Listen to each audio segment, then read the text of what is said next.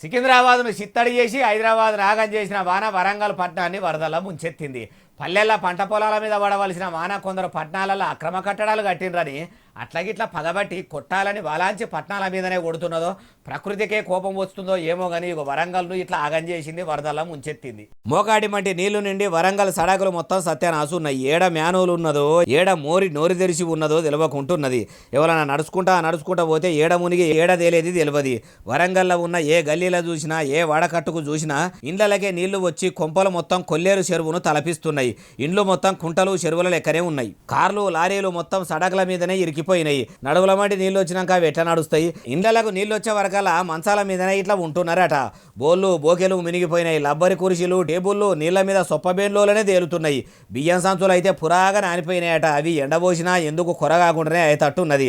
అంత గలీజు నీళ్ళల్లో నానిపోయిన బియ్యంను మళ్ళా వండుకొని కూడా తినరాదా? ఉప్పిడి ఉపాసం ఉండి నరకం ఎల్లదీస్తురట. సిలిండర్లు మీదికి తేలినాయి, కూలర్లు నేల కొరిగినాయి, టీవీలు సామాన్లు మొత్తం చిత్తడి అయిపోయింది. ఈ ఇంట్లోనే కాదు వరంగల్లో శాన మట్టుకు ఏ ఇంట్లో చూసినా ఇట్లనే ఉన్నదట. తాగేదందుకు నీళ్లు లేక తినేదందుకు తిండి లేక సీతమ్మ వారి కష్టమే ఎల్లదీస్తురట. వరంగల్ మున్సిపాలిటీ వాళ్ళు పనులు మాత్రం బరబ్బర్ వసూలు చేస్తురట, కానీ పనులు మాత్రం బరబ్బర్ చేయకపోయే వరకల్లా ఇంత పరిశాను ఉన్నదట. ఇంకో అసలు ముచ్చట ఏంటంటే వరంగల్ పట్టణంలో కూడా చెరువులు చెరబట్టి కుంటలు గూడిపేసి బంగ్లాల మీద బంగ్లాలు భవంతుల మీద భవంతులు నిర్మిస్తే ఇంత బాధకు వచ్చిందట. వరంగల్లో కూడా హైడ్రా లెక్క వైడ్రా అని ఏదన్నా వెట్టి సాబ్ చేయిస్తేనే ఓరుగల్లుల సామాన్య జనం బతికి బట్టగట్టేటట్టు అంటుర్రు ఈ ముచ్చటిన్నోళ్ళు.